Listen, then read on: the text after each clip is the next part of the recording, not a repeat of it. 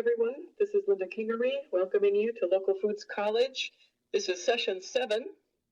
It is March 4th, and tonight Ryan Pesch will be presenting. The topic is Going Commercial, Marketing and Merchandising Strategies for Local Food Producers. Ryan, we're really happy to have you joining us tonight. I will just turn it right over to you to get started. Looks like we're right at 6 o'clock. Okay, sounds good. Couldn't everybody say in the chat like you hear me? Do people hear me just fine, or do I need to be louder or quieter? Hear you fine. Sure. Loud and clear. Okay. Very good. All right. As I go through with this presentation, what I'm going to do is I'm just going to make sure that I break at a few points here. Here, let me turn this down. I got this. Okay. My problem is I hear myself speaking. That's the problem. So, so what I'll do is I'll just kind of go into broadcast mode here for a few points. As we move through, there's about 2 or 3 places I'm just going to stop intentionally and just ask for questions and anything that you might have in chat. And then I'll just reply to questions that way. Just because it's kind of tough to take them on the fly. So, and then I'll leave plenty of time here at the end so that we can just have general questions and discussion in general. So anyways, Linda introduced me. I think the first slide says it all. I'm an extension educator, but I do live here in Otter Tail County, northern Otter Tail County, and I work primarily through west central Minnesota, but I work kind of statewide a fair amount too. So, for example, I did a very similar presentation just last week when I was in Fairmont, which is south of Mankato somewhere. I was kind of lost. So, but anyways, a lot of my work is in kind of community and business development, but I always say I have a dual life as an extension educator. I'm both an extension educator with business development work, but I'm also a market gardener. So I'm not unlike Terry in that respect. And so since I have a foot in both camps as extension educator, I also do a bit of work around market analysis and marketing and such for local food producers and a lot of commercial vegetable producers in particular. So tonight we're just going to talk. I know a lot of other things that you've talked about kind of made production oriented. So I've always say, hey, you can produce a lot of stuff, but what we're talking about here is now you produced all this stuff. How are you going to sell it? So one thing I always like to impart to local growers is, hey, welcome to retail, right?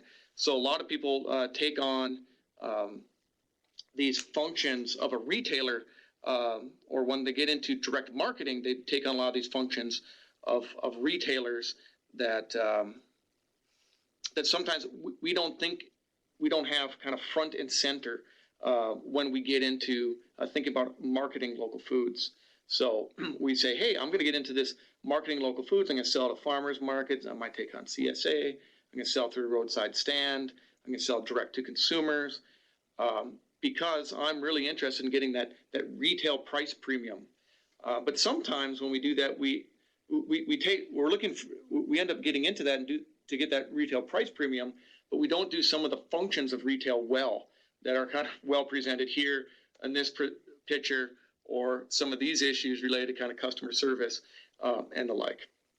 So the thing that I'd like to impart to people or get people to think is, if you were a customer, would you want to buy from this guy in the upper left or from this guy in the lower right? Right? So there's a lot of these issues around marketing and merchandising that oftentimes a lot of people that are direct marketing or farmers market vendor or doing some marketing of local foods don't take on or don't execute well. So certainly I think a lot of people would say, yeah, I don't want to buy from this guy on the left. I want to shop at that farmer's market on the right. I want to buy from that vendor on the right-hand side.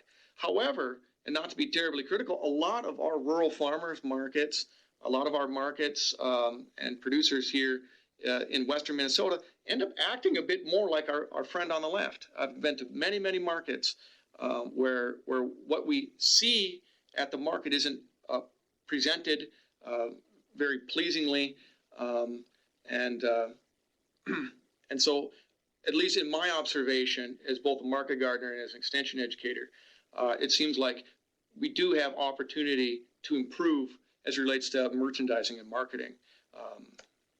So my quick agenda here, and I'll take a break after each one of these points, is to talk about kind of merchandising, visual merchandising in general, at farmers markets in particular, but that's would apply to some other marketing channels as well.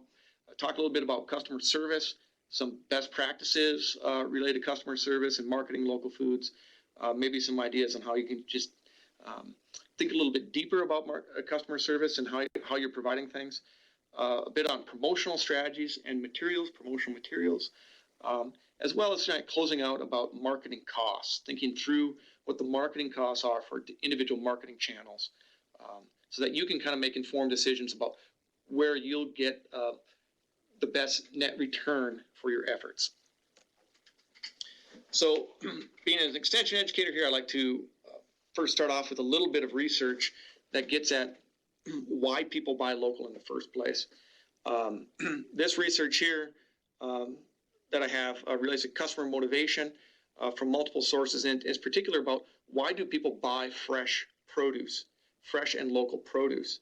And a number of these are probably no great surprise. I mean, what we see throughout all this literature is that fresh quality produce matters. That's the number one reason that people cite. There are two other things that follow quickly thereafter.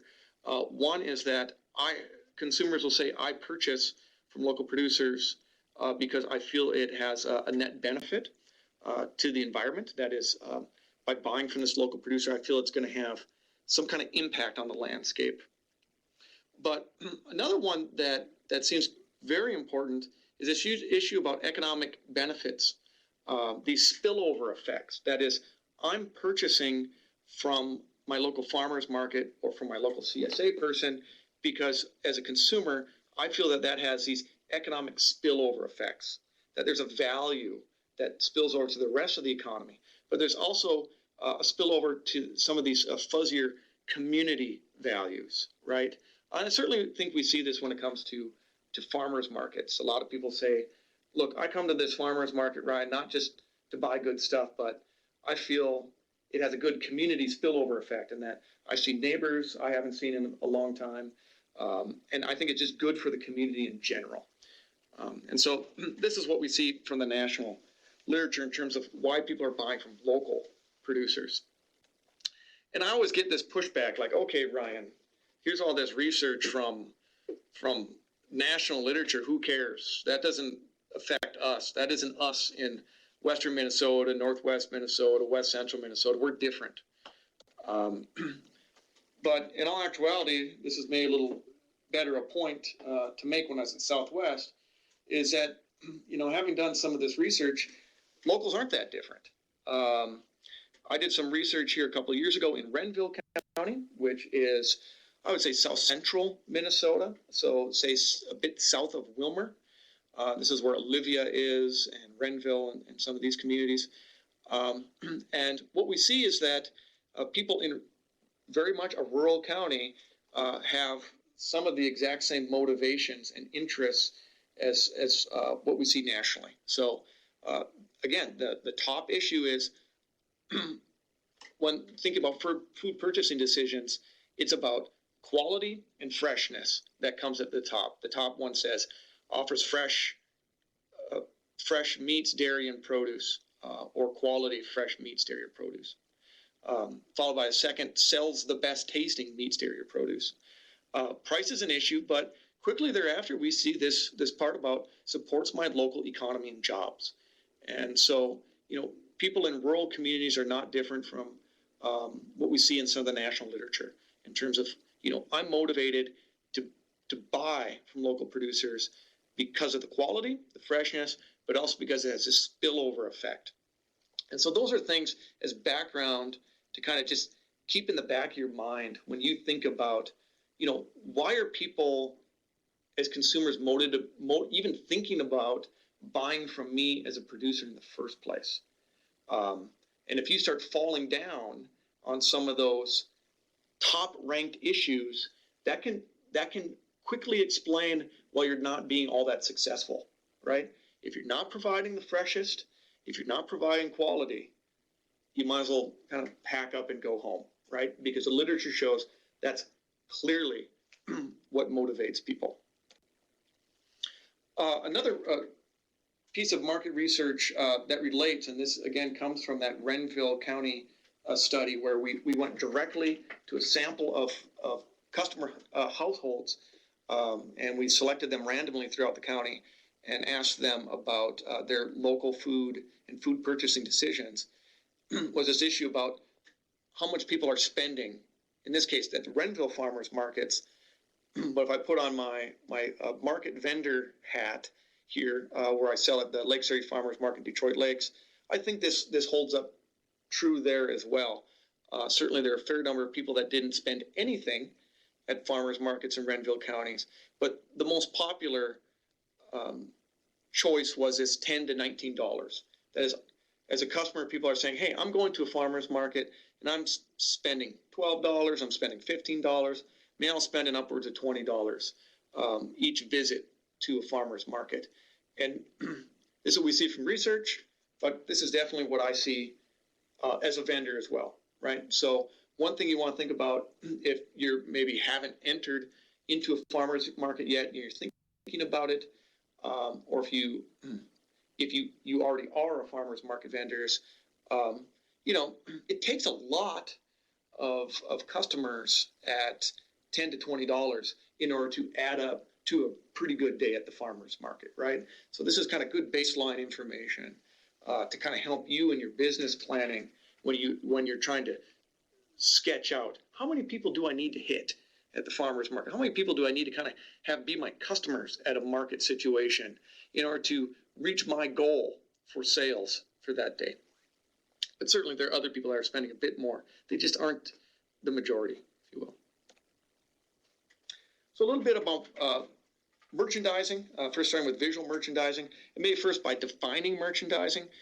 Merchandising, I'd like to say, are all those things that take place kind of in the present when you are selling product directly to a customer, right? So picture yourself in a farmer's market, customers before you, all those factors that come into play, certainly in terms of how things are displayed, but also pricing, signage, customer service, a lot of the things people would say just kind of part of merchandising. One large part of it is visual merchandising. So here's a picture of my tomato display some September a couple of years ago. And so part about visual merchandising is really kind of thinking about color and variety and how you present it in a very appealing way, right? So if you see what I'm doing here with this tomato display is I'm trying to go for some contrasting colors, right?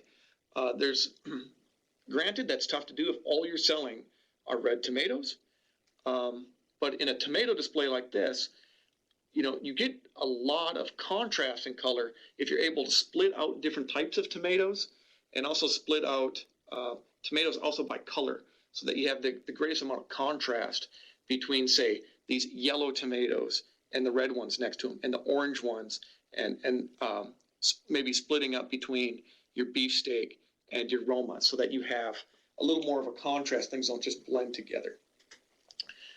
For 3 years, I was actually a greengrocer. I worked in a produce department at Mississippi Market at Selby Dale in St. Paul before I moved up back north.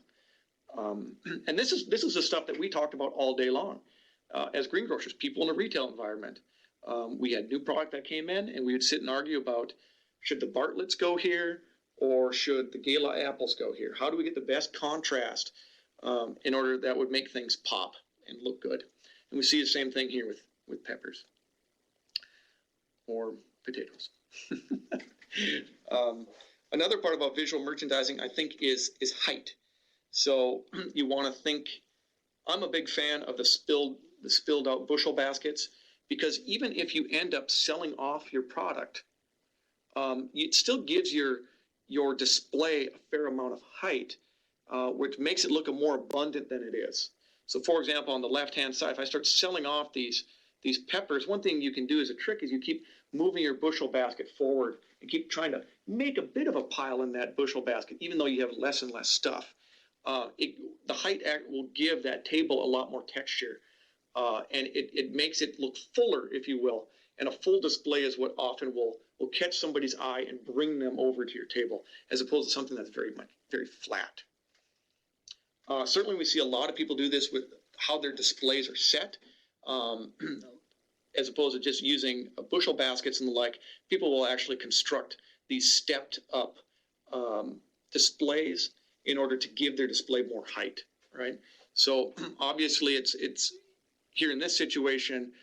Here's a vendor at the Duluth Farmers Market where I took this picture, displaying like a lot of jams and jellies, which are very easy to get very high, if you will, and put on multiple tiers. It'd be a little difficult if you started selling jack-o'-lantern pumpkins on top of that highest tier, right? So obviously you want to think through, make sure that you have the right amount of strength and such for your display. But height helps in terms of doing good visual merchandising. If you're going to walk away with anything from this talk on merchandising, the one thing I would really like to impart to you is that abundance sells. And the last two slides, I was talking about kind of how you create the illusion of abundance, even if you don't have that. But it's quite clear from me that if you have an abundant display, that's what really catches somebody's eye, right?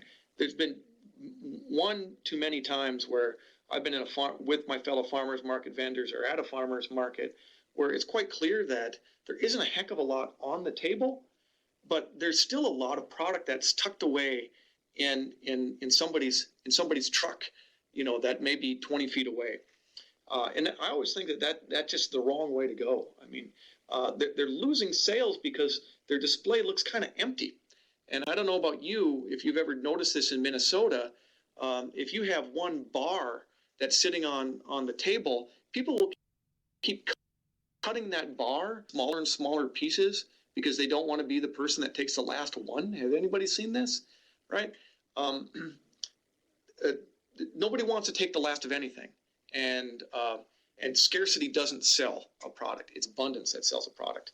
This picture here about our kind of meager winter squash being cured in our greenhouse. We put this out on Facebook, and this is one of our most popular posts, large part because people are like, wow, look at all that squash, which really isn't a heck of a lot of squash, but it gave the illusion of a lot of abundance in that small greenhouse, right? So again, think back to that initial picture of that first farmer's market vendor who had this sad looking table of a few things scattered on it. This type of visual merchandising where you're really loading up the display really gives the impression like there is a lot of abundance here, and that's what sells. When I was a greengrocer, the phrase that we always used was pile it high and watch it fly. And so unless you're going to pile it up and make a good display out of it, you might even be better off not even doing it, right? The last part about merchandising here that we'll talk about is signage.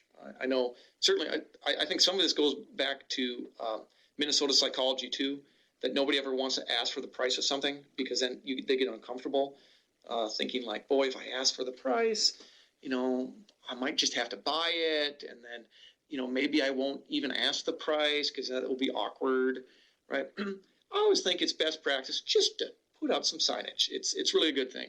Obviously, you can do in this instance here. I use a lot of price cards. Certainly, a lot of people use chalkboards and dry erase boards and the like. I like to use, for a while, I used these crayon-made and then laminated price cards that you see here on our farm display. And then I use a Sharpie just to change out those prices so that's very clear what people are buying and for what price. The thing about the Sharpie on the laminated is that Sharpie doesn't wipe off like a dry erase. If you had dry erase in a kind of a wet environment with produce, it's all going to get smeary and come off all the time. It'll drive you crazy.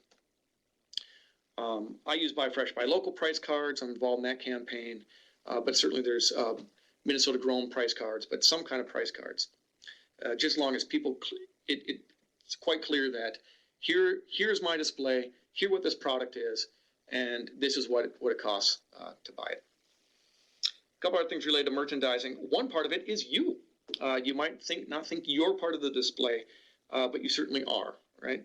And so you have a different impression if you go to a market situation and you see our vendors here on the left taking a little bit of a nap behind their display, or these two excited guys here on the right who are really excited to be there and want to help you. Right? So I always say, maybe I was born with the gift of talking, maybe more so than other people, but certainly part about the merchandising is you. Part of the reason people are coming to a market or buying directly from a grower is you. They want to hear from you. They want to talk to you. They want to talk about weather, how things are growing, and all the rest. So if you're in a market situation, and you're not much of a talker, break out your comfort zone a little bit and talk to the best of your ability in order to make a good impression on a personal level, person to person. And last part is, at least in a farmer's market situation, I like to call this a little bit of kind of farmer's market theater, if you will. Here on the left is a picture of what a lot of people's experience is buying food today, right? It's pretty desolate, pretty desperate, right? A large part about why people are going to farmers markets, at least, is the theater, is the experience. And you certainly hear that if you've been around farmers markets long enough. So I like to think about in what ways this may not be you as a vendor selling at a farmer's market doing the hula hoop thing, but how can you enhance the experience, whether it's music, different acts, chef demos or the like, that take place at your market that make it a little bit more of a destination and make it for an interesting shopping experience for your customers. And so even if you are just a vendor, it really underlines the point about, hey, if you're having fun, that's part of, make sure that you're having fun and your customers will have fun at the farmer's market as well. I'd like to stop a bit here and see, anybody have any questions that you want to put in the chat, just kind of related about merchandising, on anything I said or merchandising in general. I'll hear if anybody's still listening to me. Yeah, that's a good idea, Linda. Okay, so Joyce asks, any more suggestions on how to create the illusion of abundance? Well, so for one thing is, say, for example, I typically go to the farmer's market with, some that can be a table display. I typically go to the market with 3 tables and I make a horseshoe, right? Just by the setup alone, you're kind of creating the illusion of abundance. You're kind of creating a little store, if you will. But what I make sure to do is, as things sell, I'm constantly trying to squeeze them on to the remaining tables. So we start our market at 10, usually by 11, I'm down to 2 tables. Sometime afternoon, I'm going to squeeze things down to 1 table if sales are going as I expect. Again, to kind of create that illusion of abundance. Certainly, I like baskets. It's a good way. It's kind of one of my tricks. I don't know. It's my ideas anyways. Do you think that sales are related to merchandising? I do. Can beautiful market stands see higher per customer sales? I like to think so. I definitely get a lot of remarks about our display, and at the very least, if it's not, I like to think it's at least driving in sales, just because people at least stop, and just by getting them stopped, then you can start that conversation, and you can kind of get them to become your customer, even if it isn't significantly higher. Ryan, what are some good resources for good produce stands? Well, let me think here. As far as resources and merchandising, if you noticed here, this is my own produce stand. We do a self-serve stand, and works perfectly fine. Worked very well, actually, over the last year. We really had an explosion of people coming to the stand. The way I came up with this stand and kind of how I would set it up and do the merchandising on it was, I spent a lot of time in Vermont over a vacation, just sort of taking pictures of different self-serve stands, and I kind of got an angle on a particular look, if you will. But to really kind of think through at least the merchandising of it, all I suggest is to go to Google Images and put in produce stands and just see what comes up. You're going to find what you like, and you're going to find those pictures that are kind of inspire you to do something a bit differently. The only thing that I'd say from experience that's a little bit different on a produce stand versus in a farmer's market setting is you're, at least in a self-serve situation, you're not there to talk to people, right? So I put up more information about how things are raised to kind of make it very clear.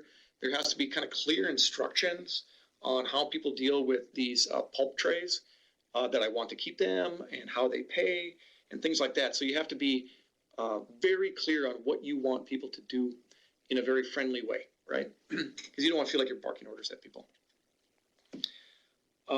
In that one visual where it showed dollar amounts being purchased and 30% did not purchase, why then do people come to the farmer's market? Oh yeah, thanks Becky. That's a good question. This was a random sample of households, and of the 0%, those are people that just hadn't shopped at the farmer's market. So I guess that wasn't very clear. Okay, I'm going to move on here. In terms of customer service, so first thing I like to say is know your product. It is a good part of it, and so you really do want to ask yourself about, what is it that makes your product distinct or unique, right? When you think about at least produce, there's a lot of people out growing and selling tomatoes. You want to know the competition. What are they doing a little bit differently? What varieties are they raising? Are they raising organically? Are they just not spraying, but they're non-organic? Is it a variety that they're selling? And then just say, what am I doing differently? And what is it, how I'm raising things that makes the product distinct or unique? And so a lot of this comes down to like how we're talking about it. There was one time I had done a class and I had a student who was direct marketing turkeys. And I'm like, what is your product? And the answer was turkeys. And I go, is that it? And when talking to him further, it wasn't just turkeys he was selling. He was actually, this is somebody who's direct marketing turkeys.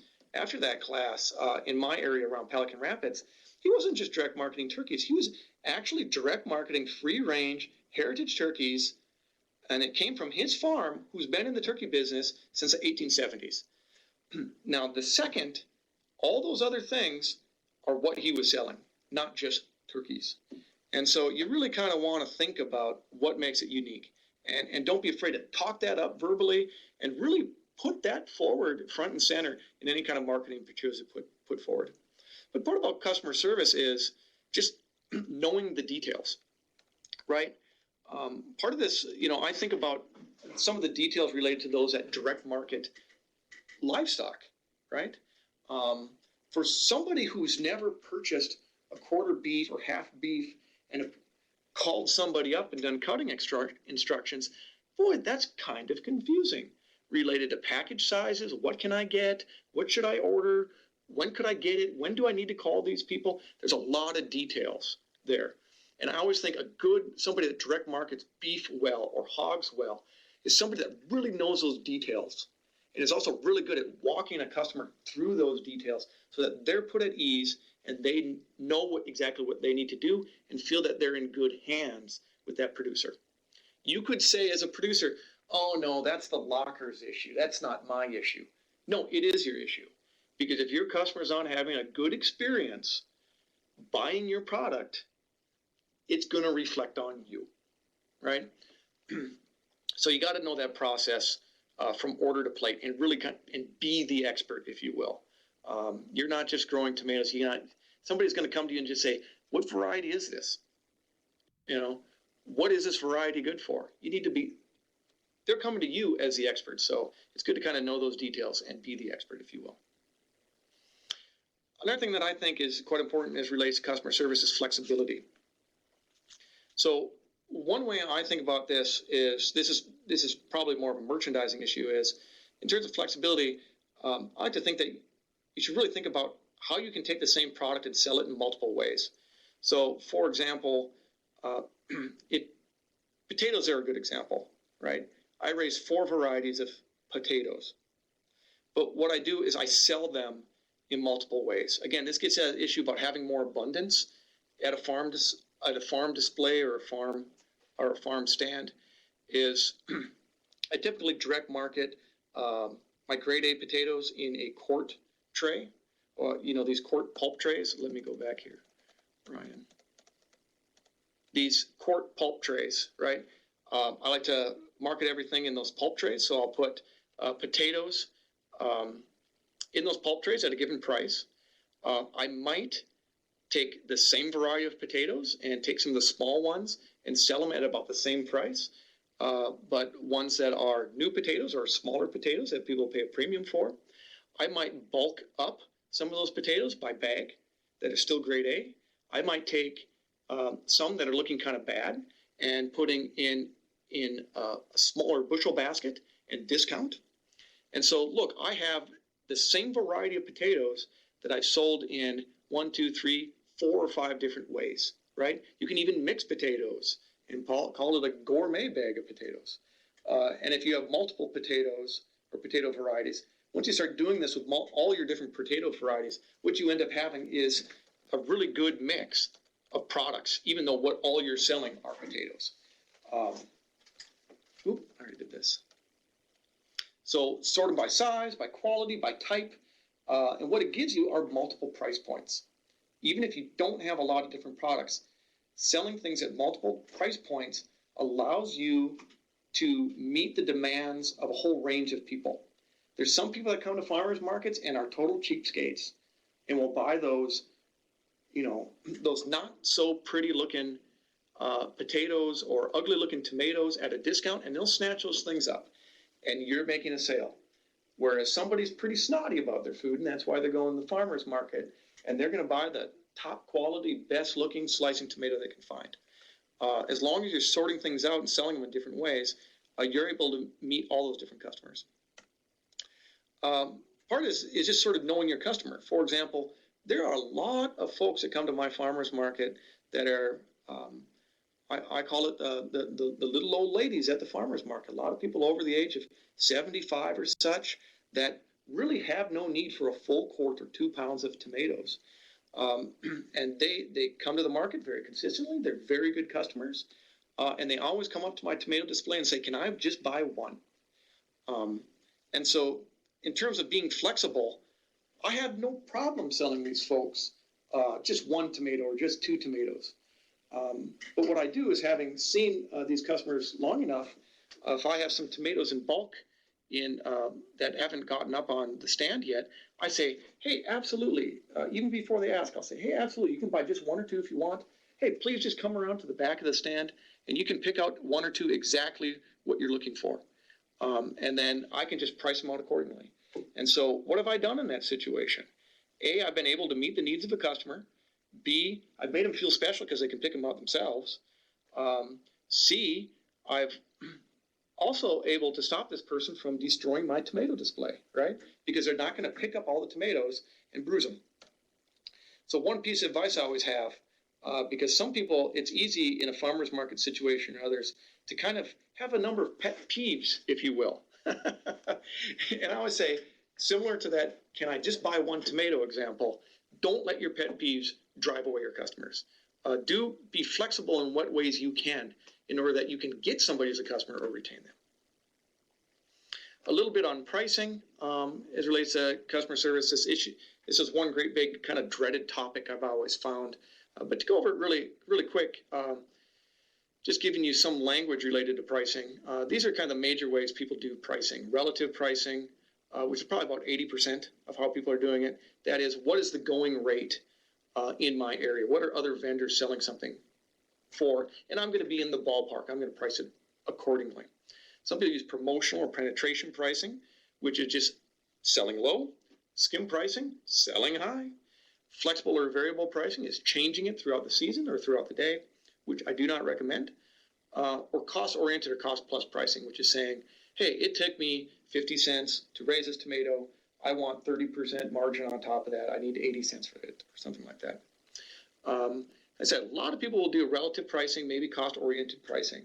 A lot of these all have pros or cons, especially in kind of a farmer's market situation where you can kind of, especially like promotional or penetration pricing or variable pricing, you can kind of make your fellow vendors pretty mad at you. So I like to say, just try to be somewhat strategic about your pricing and think about what your product is, how you want to present it in terms of pricing to your customer, and you'll find something that works.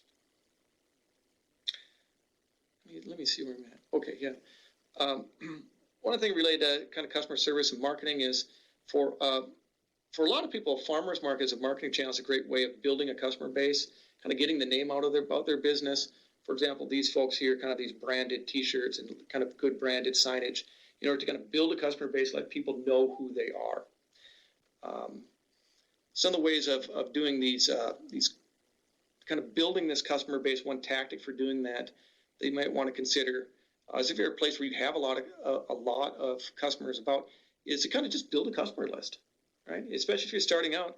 One way of doing that, if maybe the farmers market is just a feeder system to bulk sales that you do later, one way of doing that is just having this, building a customer list, having that right on your table and saying, are you interested in something?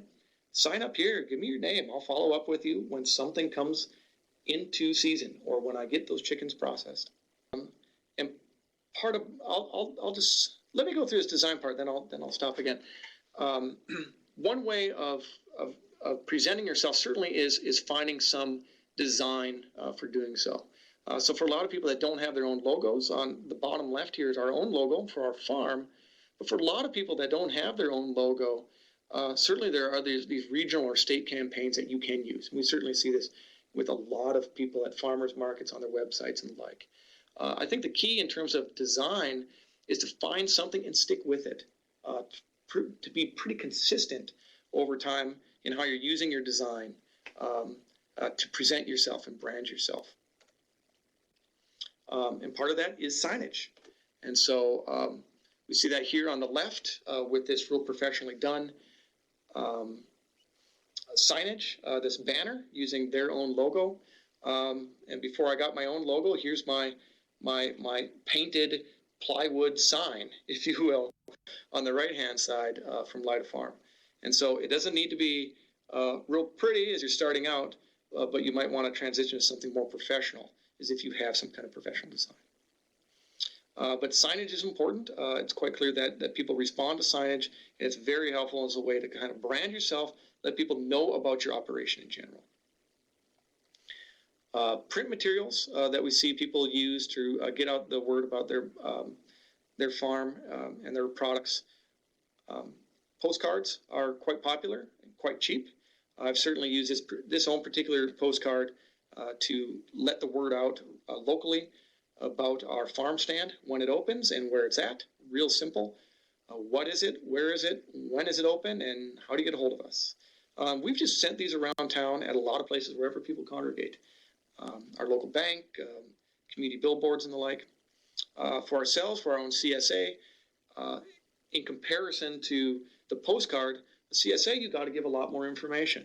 And so we really use a brochure a fair amount to talk about, give people details about our CSA, information, how to sign up, what's included, how do we raise our product, a lot more detail in a brochure situation.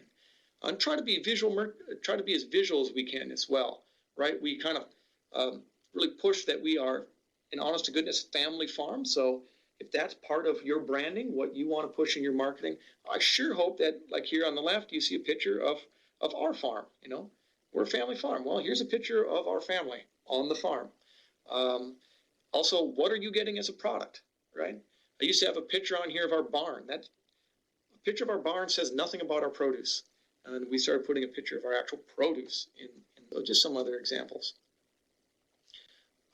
Online, I'm going to really breeze over this. There are website directories you can use, localfoods.umn.edu. You can sign up for online. It's free. Use it. There's no reason not to. Local Harvest is another one. They might ask for a donation. They're a nonprofit, but you can sign up there for free. It's a way of getting the word out about your operation, your product. Certainly, you can pay. You can get on the Minnesota Grown website as well. Facebook business page really lends itself well to marketing for local farms. A, it's free. B, it's based on word of mouth. So, and this really is a personable kind of business, a kind of a one-on-one kind of business, marketing local food. So Facebook business page works quite well for that. Myself, I use a blog. Works well for me, and especially in a CSA situation, because what we do is we put on information each week, and a blog lends itself very well to that weekly format, that longer form format. We'll put a little bit about what's going on at the farm, a recipe, a picture, what's in the box each week in a blog. And because I'm a cheapskate, I just spend the $8 for the domain name, and the blog sort of operates as our website. Works well. A few other kind of promotional ideas here. Kind of wrap up really what makes for good marketing materials. You want them to kind of match your image, whatever image you're going for. You want to have really clear contact information so people can follow up with you.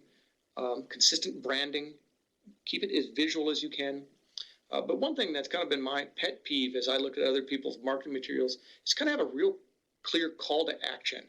Make it very clear how somebody buys stuff from you.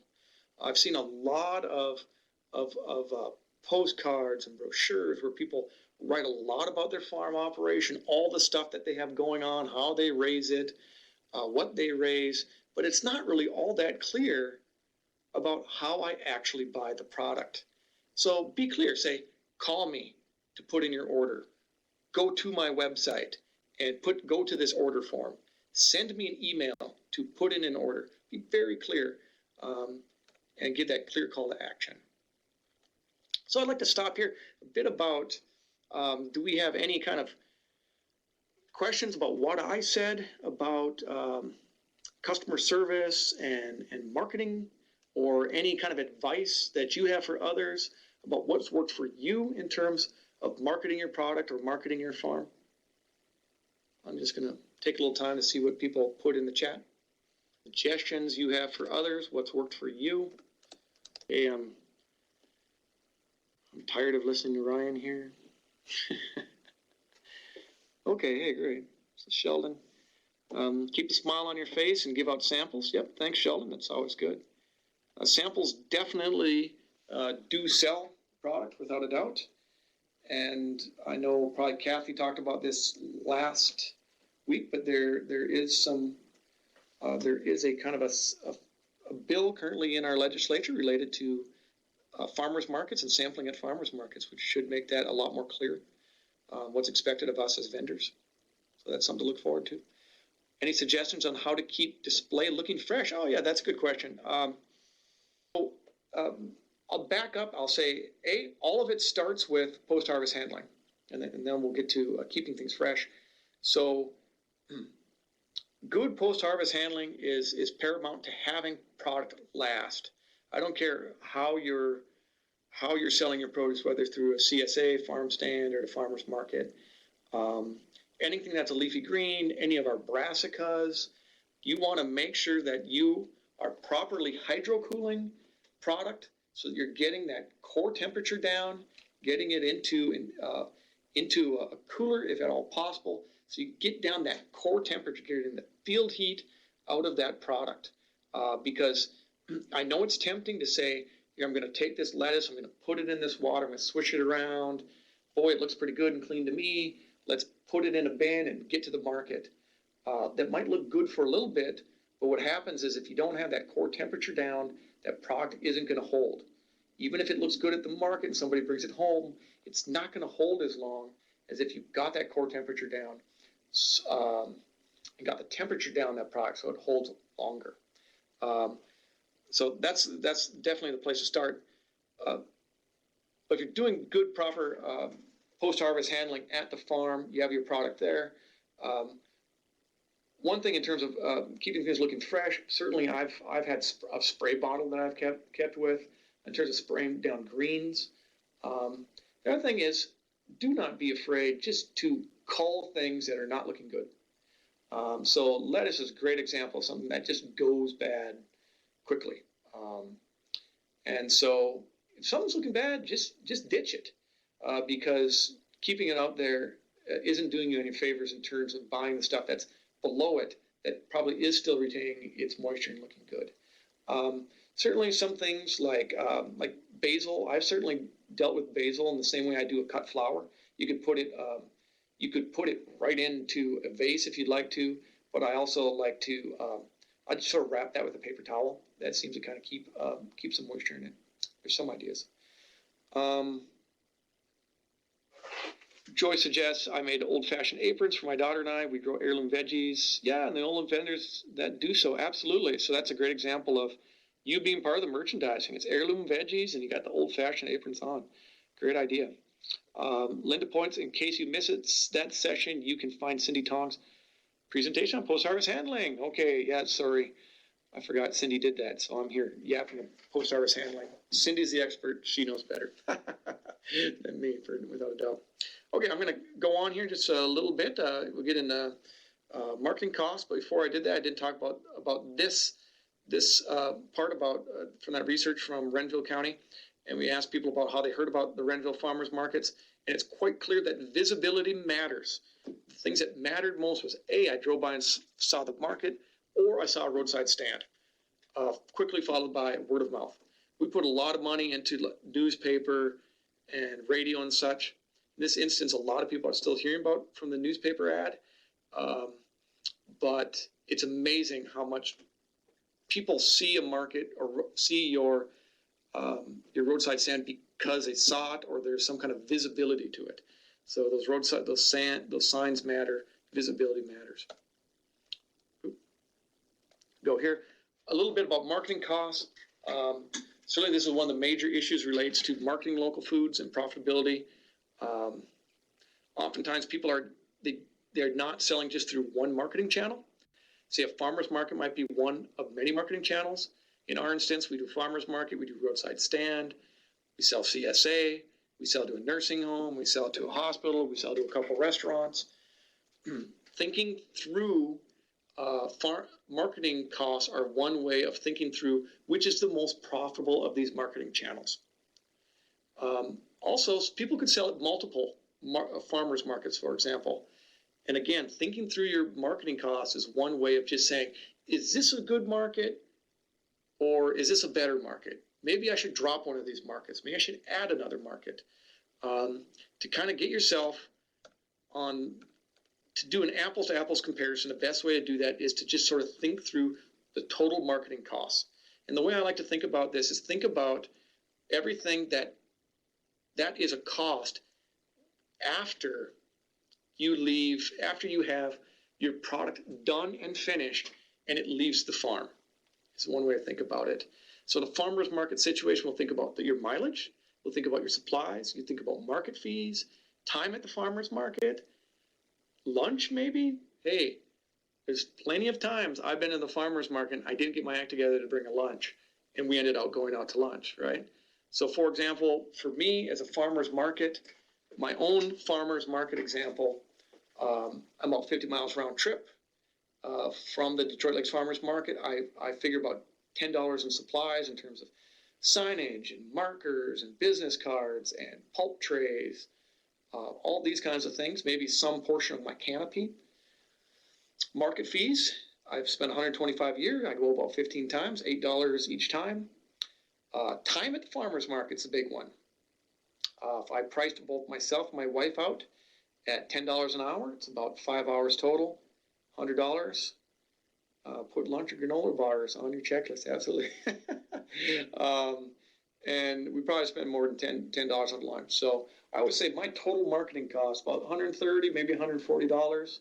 And so for us, we say, boy, if we're looking just at our break even on marketing costs, we want to do about $200 to go to a farmer's market, or we're not going to go. that's a managerial decision point that we've made.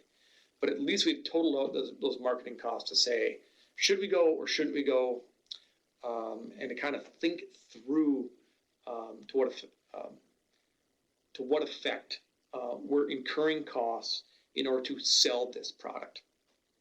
You might say, boy, I would be happy breaking even at 132, or you know what, I feel that I need to be at the farmer's market earlier, even if I'm not hitting that break-even point, because customers expect me there, and I know I'm going to make up more sales later. But at least you know the costs, and you can make the decision about how you want to think about those costs. Here, my example here, if you want to do a comparison, you might compare a farmer's market situation. I'm doing $132, my total marketing costs, and I'm going to subtract that from my daily take. Maybe I make $300. All right, I made $170 that day over and above my marketing costs. But you might want to use these marketing costs to compare and contrast other marketing channels. So is a farmer's market, are the marketing costs for the farmer's market higher or lower than I do for CSA? And so I penciled out what I would do delivering on a given Friday for CSA. There's obviously all these production costs before that. I will have a lot more mileage. I'm going to have more supplies. I do not have market fees. I will actually have less time going out and delivering door to door for CSA than I have for my farmer's market. I typically don't have lunch, and I would say I end up with a lower marketing cost. And I would then compare that to the total amount of sales that I have for the shares I delivered for that day. And then you can do these, you can look at the different margins for each. So if you do an apples to apples comparison, you say, how do the marketing costs compare? Which is a better one for me to spend more of my time this year? So my closing advice, all things considered here in terms of marketing local produce, I would love for you to think about your market first. Too often we as growers are really product centered.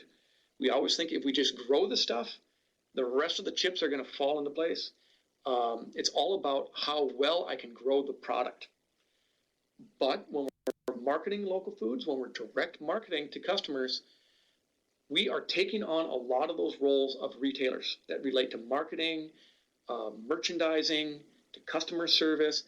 And to do that and do that well, we have to be a lot more customer centered and think about not just what can I grow, but what is it that the customers are looking for that I can grow? Or what is customers are looking for that I can grow really well? And how can I present that to them in terms of my merchandising and marketing as well as my pricing so that I can do well and my customers are getting what they're looking for and have a good experience. The best way I can ever advise people to do this is this MBA term that people like to throw around called competitive intelligence, which in normal language is just looking at what other people do and ripping off their good ideas, right? Ideas are free.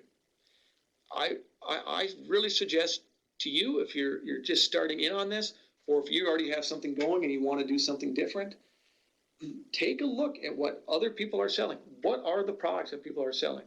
What are those products going for? Is there a niche that you could fill that isn't currently being filled? Do everybody come with the exact same products, right? It's a very common issue in a farmer's market situation. Look at other people's promotional materials. How are they presenting their operation? Think about other people's prices.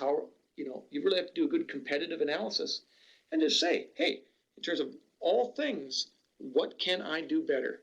Where can I insert myself in comparison to what other people are doing here? And I think if you do that and just sit down with a pad of paper, write out those ideas, and kind of be strategic about where you can be the best and do better, I think you're going to do just fine. So that's me. I'd like to check back in here on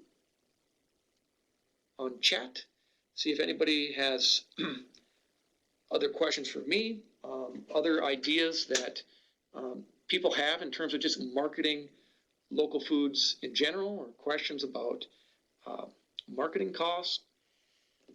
I see Becky saying, I am seeing lots of posts on various community groups on Facebook about the markets and CSAs and many local producers. Right. So there's a lot of buzz out there in social media land right now about this kind of stuff. Thanks, Joanne. Question, ideas for marketing products and services beyond produce.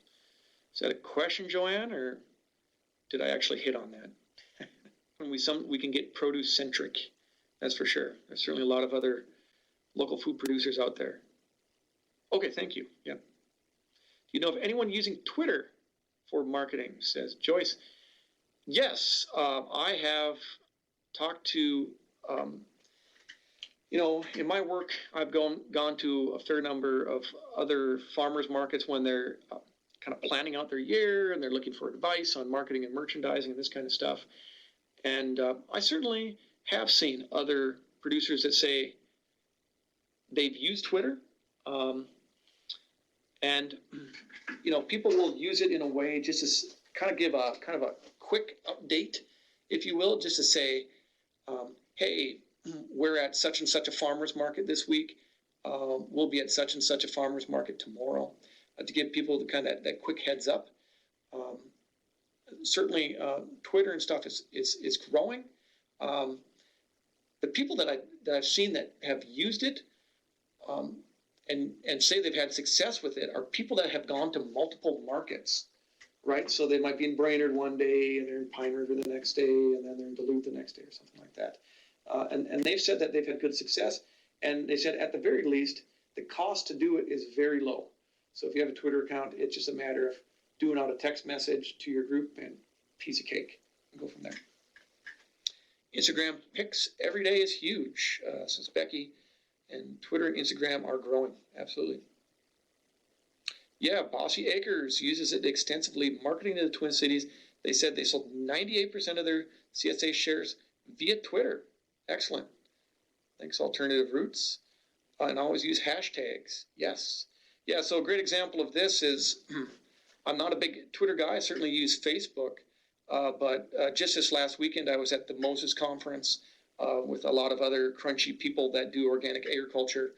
And I did go to, for example, through the Moses Facebook page and through their Twitter account, people were doing like a number of Twitter posts and Facebook posts with the Twitter hashtag, or hashtag Moses 2014. And so, for example, I shared one of those pictures on my Facebook page as Light a Farm. And so kind of got into the fray in that way. It's a little bit of a difference, kind of rural Minnesota, maybe metro Minnesota. I've certainly done some workshops with people kind of in more rural areas. They're kind of like, I kind of feel like I'm putting a note in a bottle in my neck of the woods, reaching local customers with Twitter. So certainly it's about building a followership. Questions? Thank you, Ryan. A lot of great ideas there. I bet people are making a list of how they can put some of these together. I see Sheldon is asking for a copy of the presentation slides. Ryan, if you email these slides to me, I'll get them posted on the Moodle webpage right away. Sure. Already.